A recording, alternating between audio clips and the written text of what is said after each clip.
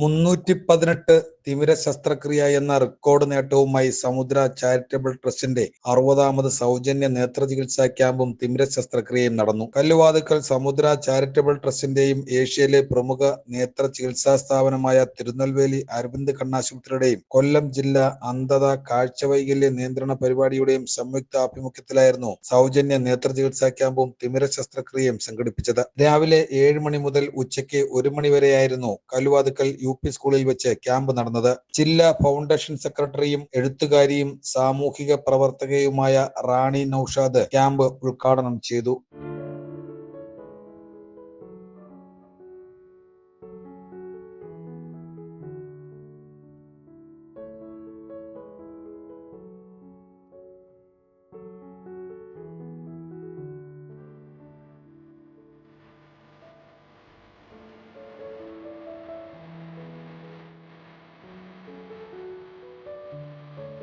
എന്നെ ഇവിടെ ക്ഷണിച്ചിരുന്നത് നമ്മുടെ കല്ലുവാതുക്കൽ സമുദ്രതീരം ചാരിറ്റബിൾ ട്രസ്റ്റിൻ്റെ ചെയർമാനായ റുവൽ സിംഗ് സാറാണ്.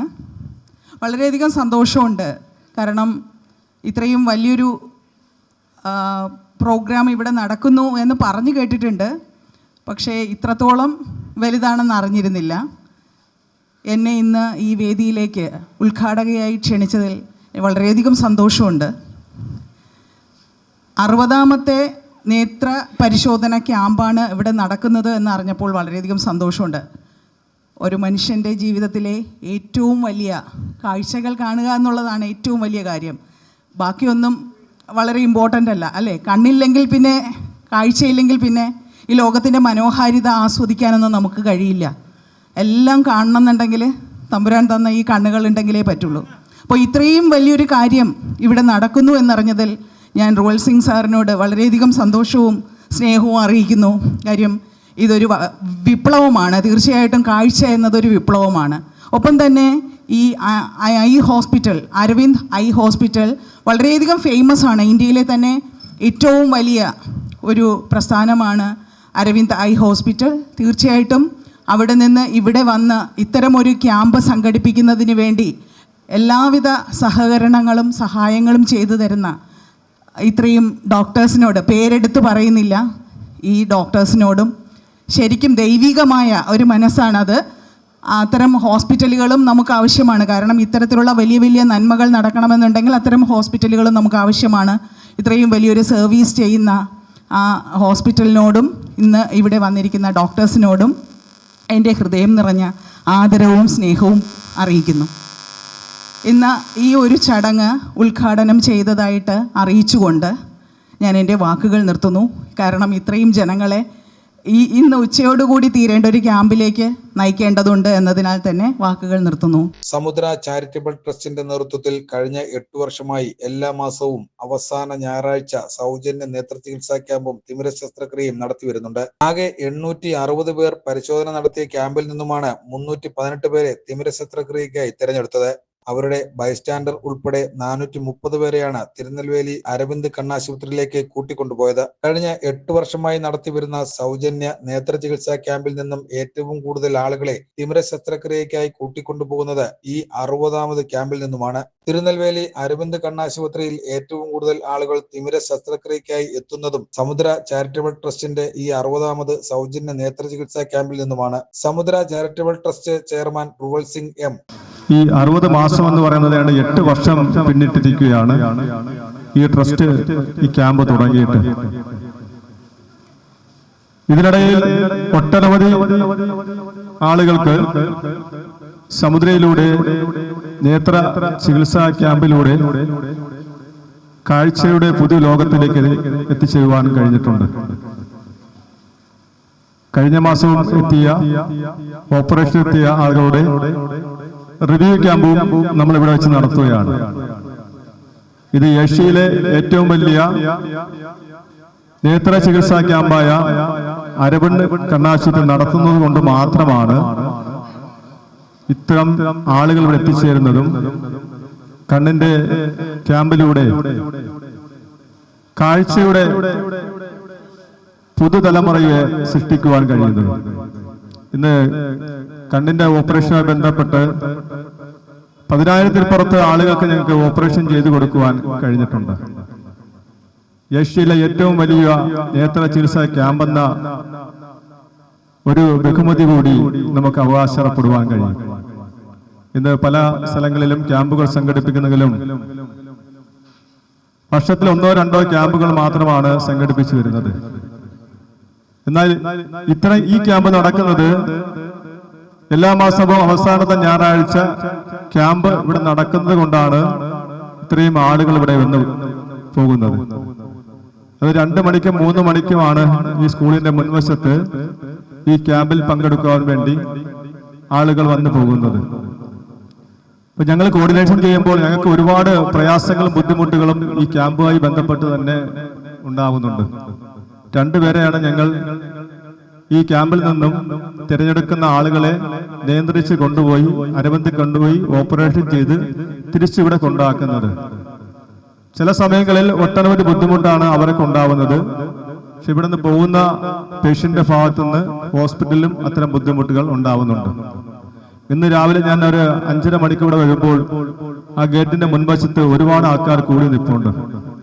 അതിലൊരു അച്ഛൻ വന്ന് എൻ്റെ അടുത്ത് ചോദിക്കുന്നത്, ഞങ്ങൾക്ക് 2 പേർക്ക് കൂടെ പോകാൻ പറ്റുമോ? ഈ കണ്ണിന്റെ ഓപ്പറേഷൻ അല്ല വലുത്, കൂടെ പോകുന്നത് നമുക്ക് 2-3 പേർക്ക് പോയിട്ട് കുടുംബസമേതം പോയിട്ട് തിരിച്ച് ടൂറ് പോയിട്ട് തിരിച്ചു വരണമെന്നാണ് അവരെല്ലാം ആഗ്രഹം. അതാണ് ആഗ്രഹിക്കുന്നത്. അങ്ങനെ തന്നെ നമുക്ക് നിങ്ങൾ മനസ്സിലാക്കേണ്ടത്, ഒരു എറുമ്പ് കടിക്കുന്ന വേദന മാത്രമേ ഈ കണ്ണിന്റെ ഓപ്പറേഷൻ ചെയ്താലേ ഉള്ളൂ. പിന്നെന്തിനാണ് ഒരാൾ കൂടെ പോകേണ്ട ആവശ്യം എന്താ? അപ്പൊ നിങ്ങളെ കൂടി നോക്കേണ്ട ചുമതല ഈ 2 പേർക്കുണ്ട്.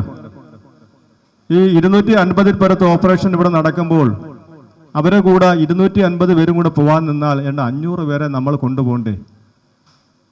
ഇവിടെ 3 ബസ്സാണ് നമ്മളിവിടെ KSRTCയുടെ ബസ് ഇവിടെ നിന്ന് കൊല്ലത്തേക്ക് പോകാൻ വേണ്ടി ഏർപ്പാട് ചെയ്തിരിക്കുന്നത്.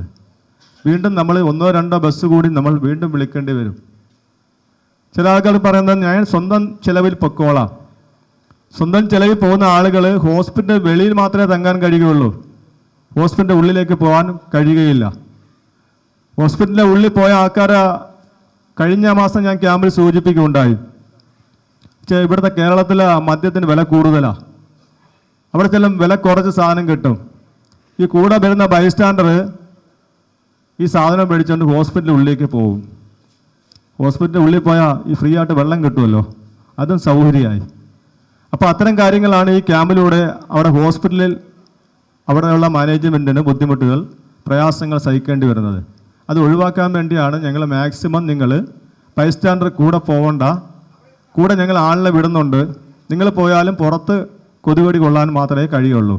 അല്ലെങ്കിൽ പുറത്ത് റൂം എടുക്കണമെങ്കിൽ നല്ലൊരു ഫണ്ട് നിങ്ങൾക്ക് ചിലവാകും. ഞങ്ങൾ സുഖമായിട്ട് തിരിച്ച് ചൊവ്വാഴ്ച ദിവസങ്ങളിലും ബുധനാഴ്ച ദിവസങ്ങളിലും ഓപ്പറേഷൻ ചെയ്യുന്നവരെ തിരികെ ഇവിടെ ഞങ്ങൾ എത്തിക്കുന്നുണ്ട്. നിങ്ങളുടെ ഏതാ സ്ഥലം ആ സ്ഥലത്ത് നിങ്ങളെ ബസ് ഇറക്കി വിടുന്നുണ്ട്. അപ്പോൾ എല്ലാ സൗകര്യവും ഞങ്ങൾ ചെയ്തു തരികയാണ്. അതുകൊണ്ട് അത്തരം കാര്യങ്ങൾ ആവർത്തിക്കാതെ മാക്സിമം ബൈസ്റ്റാൻഡ് ഒഴിവാക്കി തന്നെ പോകണമെന്നാണ് എൻ്റെ അഭിപ്രായം.